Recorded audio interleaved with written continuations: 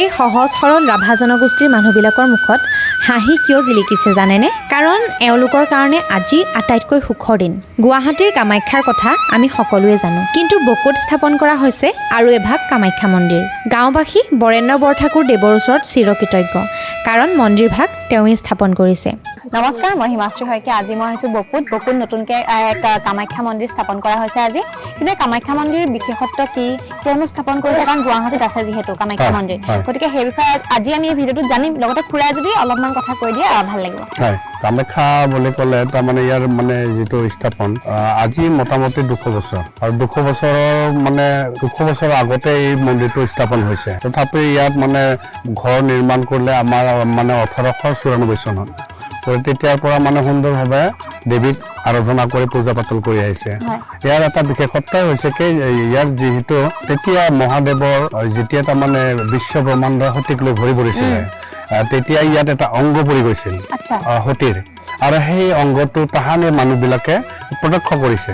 আৰু তেতিয়াৰ পৰা তাৰমানে ইয়াত মানে সতীৰ অংগটোক লৈ পেলাই ইয়াত কামাখ্যা পূজাটো আৰম্ভ কৰিছে। সেইটো বিশেষত্বভাৱে যদি চোৱা যায়, এটা কিবা আঙুলি বুলি কয়। আঙুলি পৰিছিলে।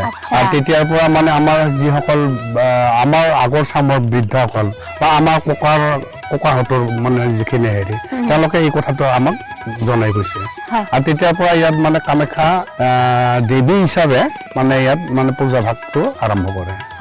আৰু আপোনালোকৰ আজি যিহেতু স্থাপন কৰা হৈছে, মানে আজিৰ পৰা পূজা পাতল আৰম্ভ হ'ব। মন্দিৰটো প্ৰতিষ্ঠা হৈছে, খুব ভালো লাগছে, মনটো পবিত্ৰ লাগছে। আজি নতুন মন্দিৰ, আজি গুৱাহাটীৰ পৰা আহি আজি বৰেণ্য বৰঠাকুৰে যি মন্দিৰটো দাতা হৈছে, তেওঁ বনাই দিছে, সেইটো আমাৰ গঞাৰ কাৰণে খুব সুখী। বৰেণ্য বৰঠাকুৰদেৱেনো গুৱাহাটীৰ পৰা আহি ইমান ভিতৰুৱা গাঁৱত মন্দিৰভাগ স্থাপন কৰাৰ কথা কিয়নো ভাবিলে, জানো আহক তেওঁৰ মুখেৰে। প্ৰথম কথা, কামাখ্যা মন্দিৰৰ কথা আমি সকলোৱে জানো, বিশ্ববিখ্যাত, কিন্তু আজি পোনপ্ৰথমবাৰৰ কাৰণে বকুত প্ৰতিষ্ঠা কৰা হৈছে। গতিকে ইয়াৰ মূল উদ্দেশ্যটো কি? এইটো কিন্তু হিষ্ট্ৰীত প্ৰথমবাৰৰ কাৰণে হৈছে। এনেকুৱা ধৰণৰ হৈছে মানে আচলতে এইখন গাঁৱত মানে আচলতে মই এদিন বহুত আগতে আহিছিলোঁ। আহোঁতে ইয়াত ৰাইজখিনি, ইয়াত যোনখিনি জনজাতি মানুহখিনি আছে, তেওঁলোকে কামাখ্যাক আচলতে আগৰ পৰাই পূজা কৰি থাকে। আৰু বাণীকান্ত কাকতিৰ এখন কিতাপত মাদাৰ গডেছ কামাখ্যাত উল্লেখ আছে যে কামাখ্যা পূজাটো, যোনটো আজিকালি ছিষ্টেম অফ কামাখ্যা ৱৰ্শ্বিপ, সেইটো কিন্তু আগতে জনজাতিখিনিহে কৰিছিলে। বড়ো হওক, ৰাভা হওক, কছাৰী হওক, গাঁৱৰ হওক, তেওঁলোকেহে কৰিছিলে। তাৰপিছতহে মানে ব্ৰাহ্মিণছখিনি অনা হ'ল অসমত। অনাৰ পিছত কামাখ্যা মন্দিৰত তেওঁলোকক স্থাপন কৰা হ'ল। তাৰপিছত আমাৰ বৈদিক মতে বা তান্ত্ৰিক মতে পূজাখিনি হয়, কিন্তু অৰিজিনেল কামাখ্যা ৱৰ্শ্বিপটো আপোনাৰ জনজাতি মানুহখিনিয়েহে কৰে। আপুনি ইনস্পায়াৰ কাৰ পৰা হৈছিলে এই মন্দিৰভাগ স্থাপন কৰিব? ইনস্পায়াৰটো নিজৰ পৰা আহিছিলে, ভগৱতী ইনস্পায়াৰ কৰিছিলে। ইনস্পায়াৰ কৰি পেলাই যে মানুহৰ কাৰণে কিবা এটা কৰোঁ, ৰাইজৰ কাৰণে কিবা এটা কৰোঁ, কাৰণ স্পিৰিচুৱেলিজিমটো আচলতে মানুহক লাগে। আৰু যিহেতু এই গাঁওখনৰ, এইখনেই গাঁও নহয়, বহুত কেইখন গাঁও আছে, নাই কমেও 43-44 মান গাঁও আছে। তো এই সকলো মানুহখিনি আচলতে এটা ভাল প্লেচ অফ ৱৰ্শ্বিপ বিচাৰি আছিলে কামাখ্যা মাক আৰাধনা কৰিবৰ কাৰণে। তো সেইকাৰণে মই আচলতে এইটো এটা সংকল্প ল'লোঁ ভগৱতীৰ কৃপাত, যে যদি এনেকুৱা এটা মন্দিৰ এষ্টাব্লিছ কৰা হয়। কিন্তু বহুত দিন লাগিলে, মোৰ 5 বছৰমান সময় লাগিলে মন্দিৰভাগ বনাবলৈ। বনাই পেলাই আজি তাকেই মানে মানুহখিনিক গতাই দিলোঁ আৰু। আমি গুৱাহাটীত যি কামাখ্যা মন্দিৰ আছে সেইভাগৰ বিষয়ে জানো, কিন্তু ইয়াৰ বিশেষত্ব কি হ'ব? এই মন্দিৰভাগত কি পাব? কাৰণ আমি জানো যে সতীৰ এটা অংগ পৰিছিলে তাতে, কিন্তু এই মন্দিৰভাগটো আপুনি নিজে প্ৰতিষ্ঠা কৰিছে, গতিকে ইয়াৰ বিশেষত্ব বিষয়ে এই মন্দিৰভাগৰ আচলতে বহুত এটা অৰিজিনেল আছে। ইয়াত আপোনাৰ যোন দেৱীৰ পীঠ, ইয়াতো পীঠ আছে। সেই পীঠ আচলতে আপোনাৰ 1800তে আপোনাৰ বিচাৰি পেলাই পোৱা হৈছিলে, আৰু তাৰপিছত তেওঁলোকে নিজে ইয়াতে পূজা কৰে। আৰু আপুনি এটা বস্তু শুনি পেলাই আচলতে বিৰাট মানে এমেজিং হ'ব যে ইয়াত কামাখ্যা পূজাত যেনেকৈ আমাৰ কামাখ্যা দেৱধ্বনি হয়, যেনেকৈ বাকী পূজাখিনি হয়, ইয়াতো ছেইম লেভেলত পূজাখিনি হয়। মানে সেইটোৱে মিন কৰে যে জনজাতিয়েহে আচলতে গোটেই বস্তুটো আচলতে ট্ৰাইবেল গডেছ। কামাখ্যা হ'ল আচলতে ট্ৰাইবেল গডেছ। চ' সেইকাৰণে কামাখ্যাৰ যোনবিলাক দেৱধ্বনি হওক বা আমাৰ কামাখ্যা মন্দিৰত যোনখিনি বহুতখিনি মানে নিয়ম নীতি আছে, বহুতখিনি আমি ট্ৰাইবেলৰ পৰাও আমি লোৱা হৈছে। আৰু মই যেনেকৈ কৈছিলোঁ, আগতে আপোনাৰ মানে গাৰো বা বড়ো ইহঁতেও কামাখ্যাক পূজা কৰিছিল। তাৰ বহুত পিছত কনভাৰ্চনটো হৈছে, হয়তো খ্ৰীষ্টানিটিৰ লগত হওক বা বেলেগ ধৰ্মত হওক, কনভাৰ্চনটো পিছতকৈ হৈছে। কিন্তু অৰিজিনেল যদি চাবৰ কাৰণে আপুনি যায়, ইট ইজ দ্য এথনিক পিপল যোনে আপোনাৰ কামাখ্যাক পূজা কৰি আহিছিলে আচলতে। আৰু এই মন্দিৰভাগত পূজা কৰাৰ প্ৰক্ৰিয়াটো কেনেকুৱা ধৰণৰ হয়? প্ৰক্ৰিয়াটো একেই প্ৰক্ৰিয়া। তেওঁলোকে যেনিবা অলপমান ইমান জটিলতাত নাযায় তন্ত্ৰৰ বিষয়ে, তেওঁলোকে নৰ্মেল পূজা কৰিব, শৰাই আগবঢ়াব, বা পূজা দিব, বলি হ'ব, দেৱধ্বনি হ'ব, তেনেকুৱা ধৰণৰে পূজা হয়। কিন্তু যোনখিনি পূজা আমি ৰেগুলাৰ কৰোঁ তান্ত্ৰিক পূজা, সেইটো ধৰি লওক তেওঁলোকে দীক্ষিতও নহয় বা তেওঁলোকে নাজানে এইবিলাক বস্তু। চ' নজনাৰ কাৰণে তেওঁলোকে নিজৰ মনেৰে ভক্তি চাব। দুটা বস্তু আছে, এটা হ'ল জ্ঞান মাৰ্গ আৰু এটা হ'ল ভক্তি মাৰ্গ। আমি জ্ঞান মাৰ্গত আমি আচলতে মানে ভাল মাৰ্কছ পাবৰ কাৰণে আমাক মানে অজস্ৰ জ্ঞান লাগে, শাস্ত্ৰৰ জ্ঞান লাগিব, বেদৰ জ্ঞান লাগিব, উপনিষদৰ জ্ঞান লাগে, পুৰাণৰ জ্ঞান, বহুত জ্ঞান লাগে। কিন্তু যদি ভক্তি মাৰ্গ, যদি ভগৱানক আপুনি এটা ফুল দি পেলাই যদি পূজা কৰে ভক্তিৰে মনত, ভগৱান কৃষ্ণই গীতাত কৈছে মোক যদি কোনোবাই এটা সৰু পাত দি পেলাই যদি পূজা কৰে তাতে মই সন্তুষ্ট হওঁ। চ' যদি তেওঁলোকে এটা পাত দি পেলাই পূজা কৰে, এটা কল দি পেলাই, এটা ফল দি পেলাই যদি পূজা কৰে, ভগৱান তাতে সন্তুষ্ট হয়। সেইকাৰণে আচলতে ভক্তি মাৰ্গটো বেছি ইম্পৰ্টেণ্ট জ্ঞান মাৰ্গতকৈ। আৰু প্ৰথম কথা মানে ইয়াত আহি মোৰ সঁচাকৈ বহুত বেছি ভাল লাগিছে, পৰিৱেশ মানুহখিনিৰ লগত কথা পাতি নিভাঁজ হয় আৰু মানে মৰম এটা পাইছো মানে। চ' আপুনি সেই মানুহখিনিৰ লগত মানে সেই বণ্ডিংটো মানে কেনেকে, সম্বন্ধটো স্থাপন কেনেকে হ'ল আপুনি, মানে ভাল এটা সম্বন্ধ মানে বহুত আগৰ পৰাই ইয়াতে আহোঁ, ইয়াতে কেতিয়াবা থাকোঁ, তাৰপিছত তেওঁলোকৰ লগত তেনে জড়িত, মানে ভাল লাগে আচলতে। গুৱাহাটীৰ ইমান হুলস্থুলীয়া পৰিৱেশ, কেতিয়াবা ভাল লাগে আৰু। তো সেনেকে আমি বনাই লাষ্টত আজি আহি পেলাই এই মন্দিৰভাগ স্থাপন হ'ল আৰু। আপুনি তেওঁলোকৰ লগতো কথা বাৰ্তা মানে বাৰ্তালাপ কৰা হয়, তেওঁলোকে কৈ থাকে চাগে সমস্যাবিলাকৰ কথা, কি সমস্যাৰ কথা তেওঁলোকে কয়? সমস্যাবিলাক হৈ থাকে, আহি থাকে, প্ৰব্লেমবিলাকে, মানুহৰ জীৱনত প্ৰব্লেম থাকে, তো বহুতৰে বেলেগ বেলেগ সমস্যা। কিন্তু ভগৱতী কৃপাত ধৰি লওক আজি মন্দিৰভাগ স্থাপন কৰাৰ পিছত মই ভাবিছোঁ, বিশ্বাস ৰাখিছোঁ যে তেওঁলোকৰ সমস্যা 90% কমি যাব।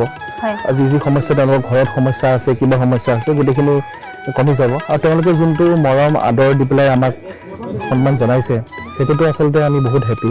মোৰ লগত হীৰাজানন ভট্টাচাৰ্যও আহিছে, তেওঁ আপোনাৰ উমানন্দৰ দলৈ হয়, তেওঁ আহিছে, আৰু তেওঁৰ লগত তেওঁৰ শিষ্যও আহিছে, সেইকাৰণে বহুত ভাল লাগিছে আচলতে।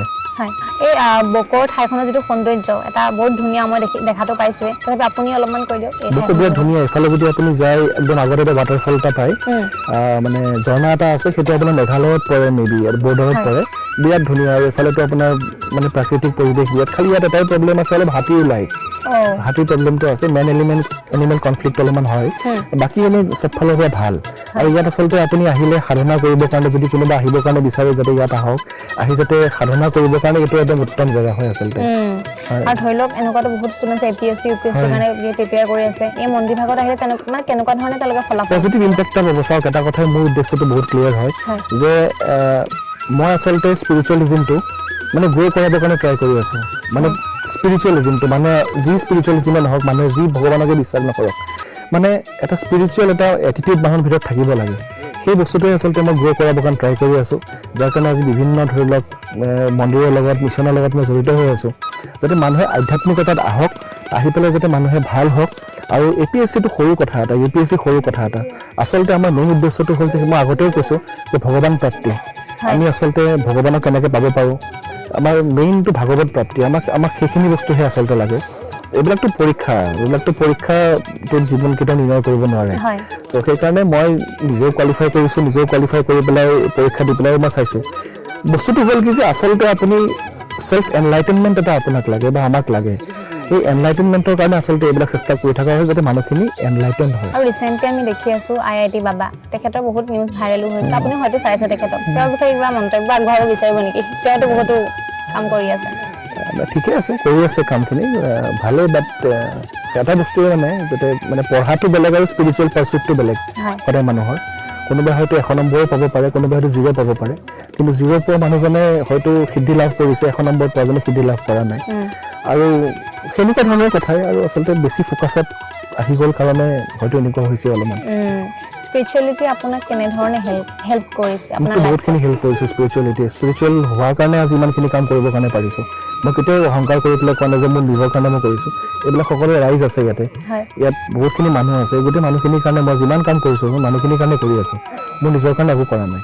ইয়াত যাতে মানুহখিনি আহক, আহি পেলাই যাতে মানুহখিনিয়ে মানে এটা ভাল এটা যাতে ধাৰা পাওক, যাতে দিশ পাওক যে আমি এটা পূজা কৰি আছোঁ, এই কামাখ্যাত পূজাটো দি পেলাই কোনফালে আমি যাব পাৰোঁ, আমি ভগৱানক কেনেকৈ প্ৰাপ্তি কৰিবৰ কাৰণে পাৰোঁ, এই বস্তুটো যাতে এটা চবফালে যাতে হয়, সেই বস্তুৰ কাৰণে এটা প্ৰচেষ্টা, যাতে গোটেই মাৰ্গটো, আমাৰ মাৰ্গটো যাতে চবতে যাতে এটা মানে এটা বাজিং হয় আৰু সেইটো বস্তুৱে মই কৰি আছোঁ। আৰু আপোনাৰ লগতো আগতে তন্ত্ৰ মন্ত্ৰ এইখিনি কথা পাতিছোঁ, এই তন্ত্ৰৰ প্ৰেক্টিচৰ ফলত মানে আপোনাৰ জীৱনত মানে কেনেধৰণে পৰিৱৰ্তন হৈছে আৰু হেল্প কি কৰিছে? হেল্পটো বহুতখিনি কৰিছে হিমাশ্ৰী, মইতো আগতেও কৈছোঁ যে তন্ত্ৰত থকা লাইনত থকাৰ পিছৰ পৰাই মানে বহুতখিনি মানুহৰ লগতো চিনাকি হৈছোঁ, বহুতখিনি স্পিৰিচুৱেল আপলিফমেণ্টো হৈছে দেই, নিজৰ স্পিৰিচুৱেল আপলিফমেণ্ট চ' সেইখিনি হৈছে। আৰু বহুতখিনি মানুহে আচলতে পাঠ কিছুমান পাইছে, কিছুমান দিশ পাইছে যে এইফালে যাব লাগে, আমি এইফালে গ'লে বেয়া, এইফালে গ'লে ভাল। চ' সেইকাৰণে আচলতে ভাল লাগে যে এইটো স্পিৰিচুৱেলিজিমত থাকি পেলাই আচলতে বহুত ভাল লাগে।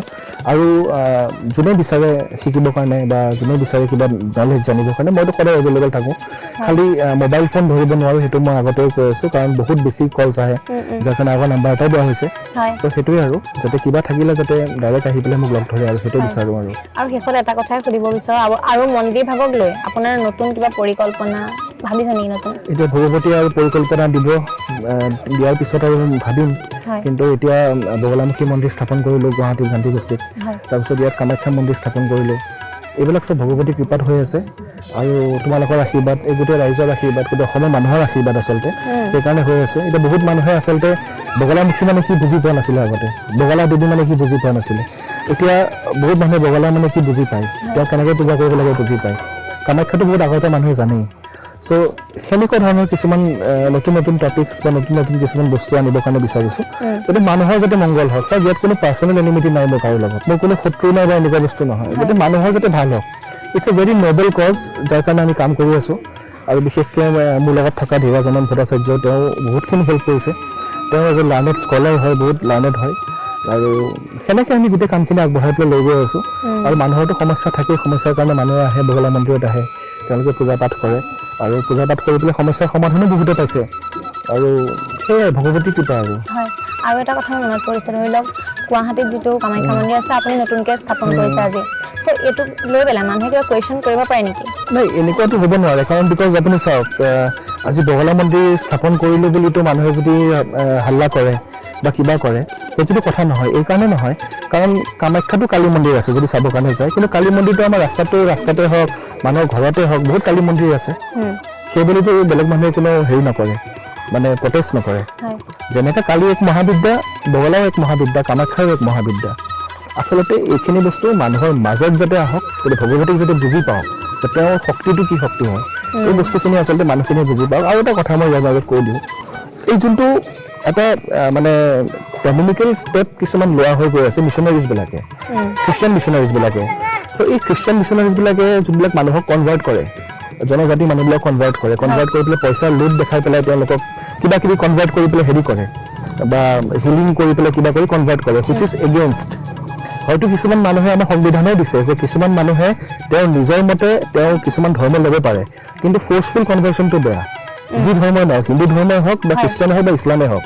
চ' এই কিছুমান যোনবিলাক আমাৰ জনজাতি মানুহৰ ধৰি লওক কনভাৰ্ট কৰি আছে খ্ৰীষ্টিয়ানিটিলৈকে বা অন্যান্য বেলেগ কিবা সেইবিলাক, তো সেইটো বস্তু আচলতে ভাল হোৱা নাই। আৰু আচলতে আমাৰ সনাতন ধৰ্মৰ মানুহখিনি সদায় একজুট হ'ব লাগে, আৰু যদি সনাতনক যদি ষ্ট্ৰং কৰিব লাগে, সেইটোৱে হ'ল মোৰ মেছেজ।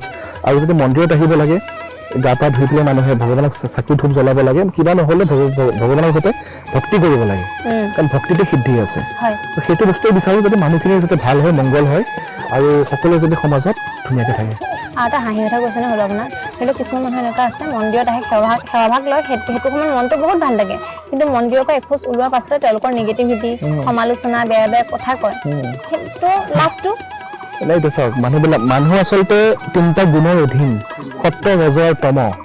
এই 3টা গুণ যে মানুহৰ লগত আছে, সেই গুণকেইটাৰ অধীনত মানুহে কাম কৰি আছে। আজি কিছুমান মানুহে পূজা দিবৰ কাৰণে আহিলে, পূজা দিবৰ কাৰণে অহাৰ পিছত তেওঁলোকে ওলাই পেলাই গ'ল, বেয়া কথা ক'লে, এইটো তেওঁলোকৰ নিজৰ কথা, নিজৰ মন্তব্য সেইটো। কিন্তু সেইটোৱে চাওক, স্পিৰিচুৱেলিজিমটো লাইফত লাগিবই।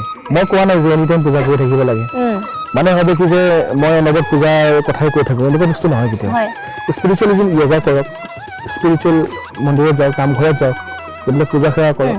চ' এটা এনলাইটেনমেণ্ট আহিব অট'মেটিকেলি, যাৰ ফলত সমাজখন যোনটো এটা বেলেগ ফালে গৈ আছে, এইটো কলিযুগ হয়, সেইটো যাতে ভাল ফালে যাতে যায়, মানুহখিনি যাতে ভগৱানৰ প্ৰতি যাতে মানে আকৰ্ষণ হয়, তেওঁৰ ওচৰত যাতে আহিব পাৰে, সেইটোৱে আচলতে মেইন মেছেজ।